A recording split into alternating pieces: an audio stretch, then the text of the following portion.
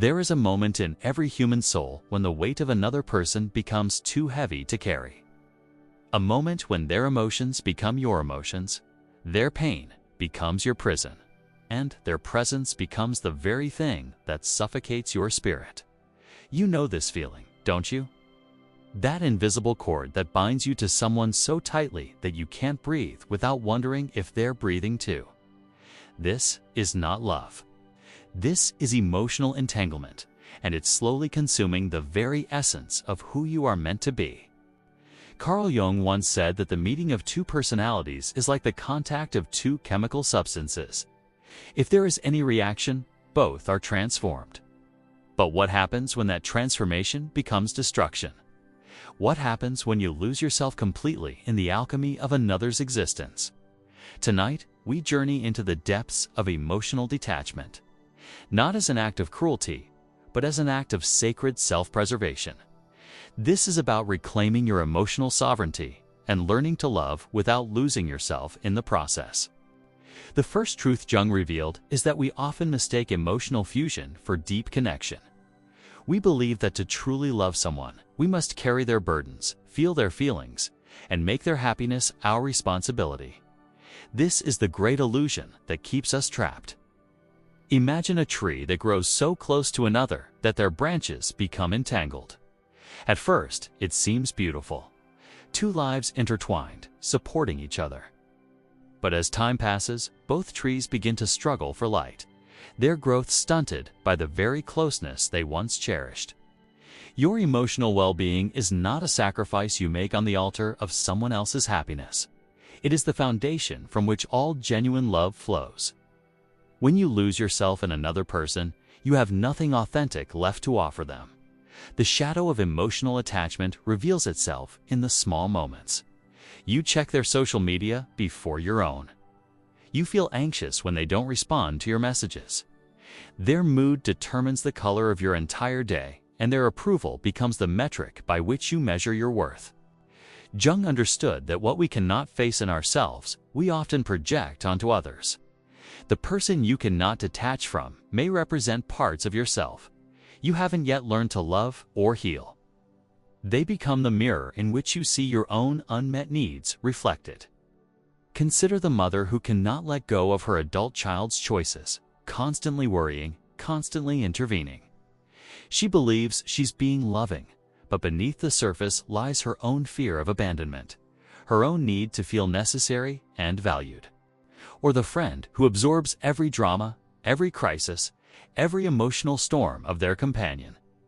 They wear their empathy like a badge of honor, never recognizing that their inability to maintain boundaries stems from their own deep-seated fear of rejection.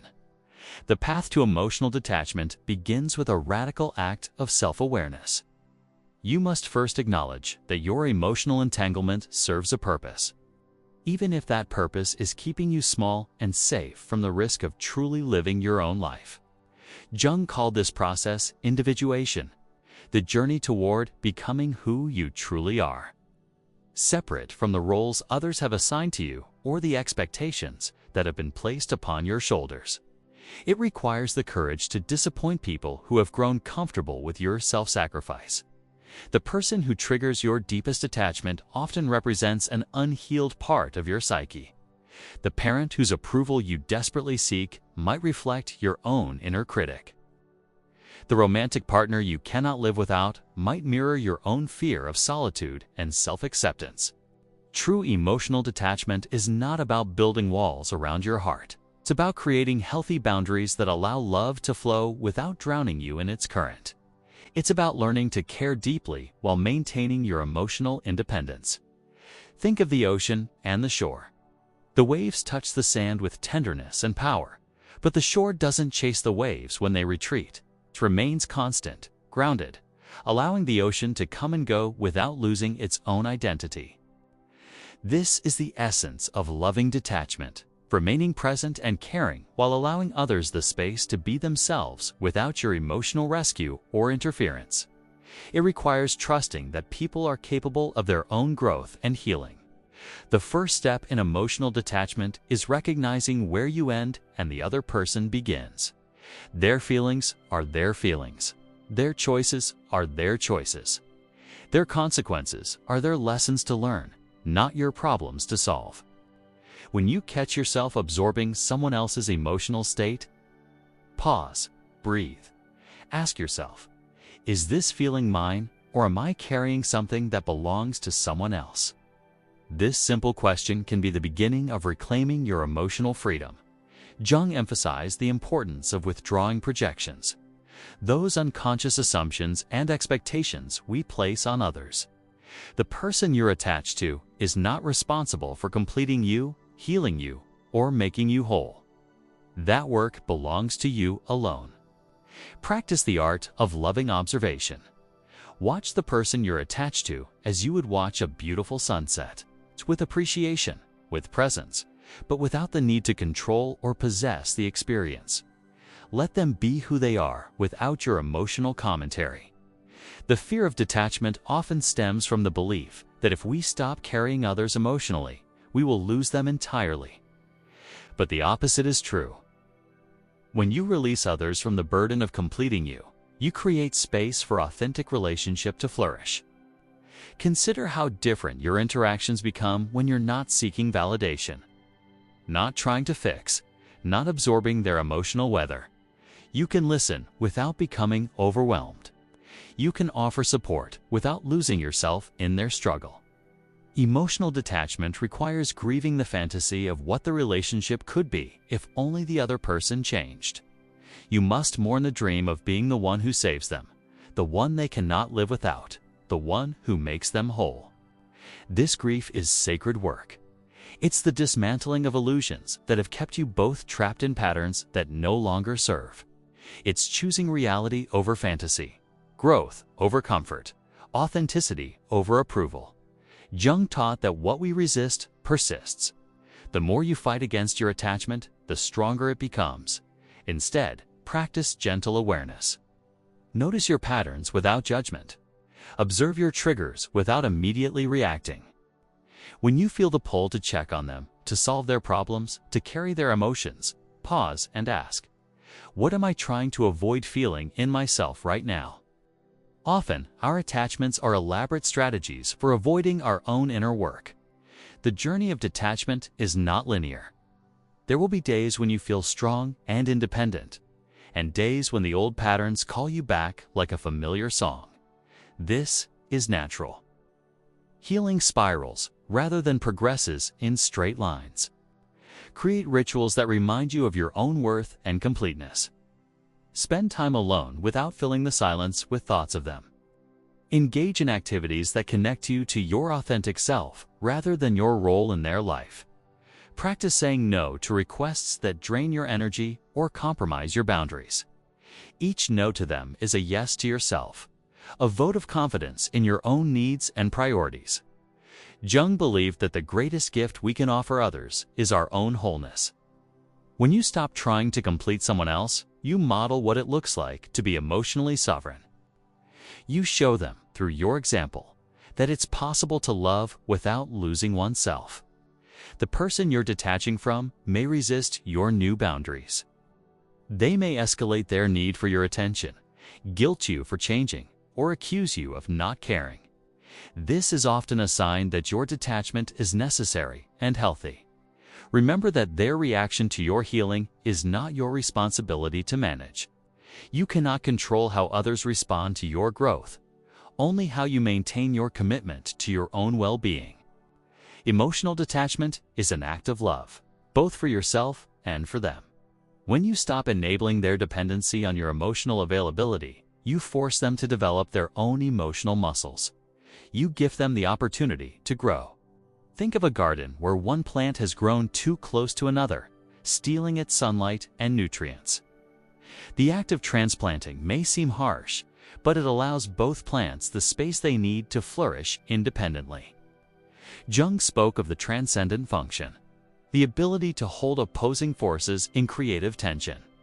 You can love someone deeply while maintaining emotional independence. You can care without carrying. You can be present without being consumed.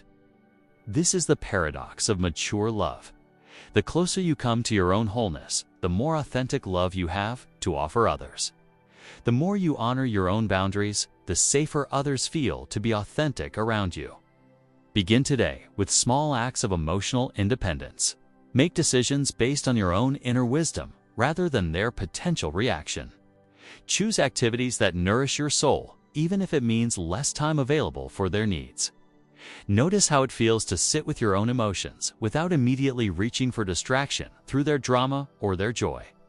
Discover the richness of your own inner landscape, the depth of your own emotional experience. The path of detachment is not about becoming cold or indifferent. It's about becoming so full of your own life force that you overflow with love rather than desperately seeking to be filled by others. When you catch yourself ruminating about their choices or their life, gently redirect that energy toward your own growth, your own dreams, your own unfinished business with yourself.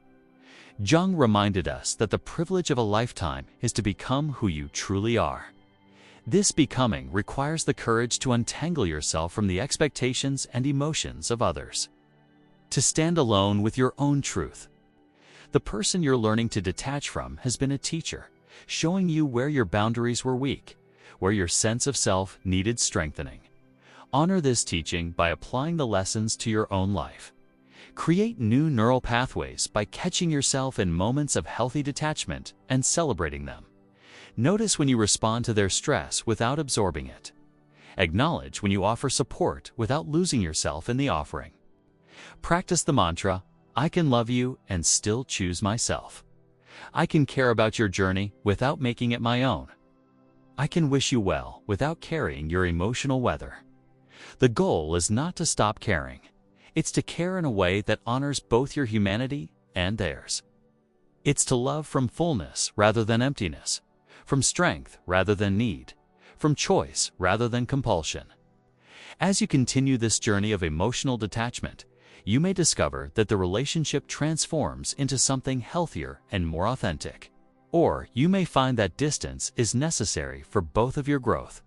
Trust the process.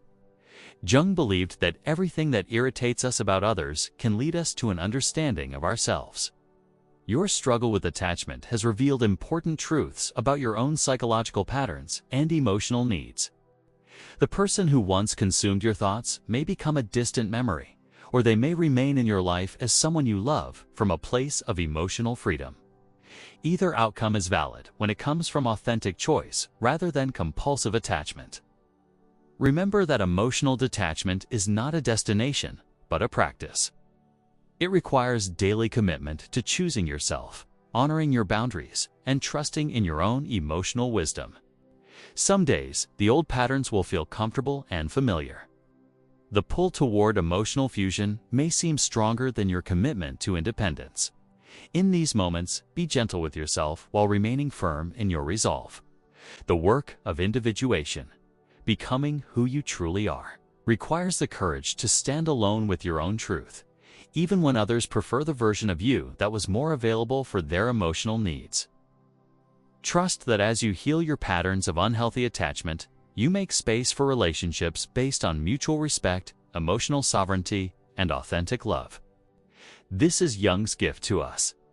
The understanding that true connection can only happen between two whole people. Your emotional freedom is not selfish, it's sacred. It's the foundation from which all genuine love and service flow. When you stop bleeding your energy into others' emotional wounds, you have more to offer from your healed places. The journey continues with each breath, each choice, each moment you remember that your emotional well-being is both a right and a responsibility. You are not here to complete others or to be completed by them. You are here to become fully, authentically, courageously yourself. This is the work. This is the gift. This is the path to emotional freedom that Jung illuminated for all who have the courage to walk it. If this message touched your heart and reminded you of your own emotional sovereignty, comment, I choose my peace. Let these words be your commitment to the sacred work of loving yourself back to wholeness.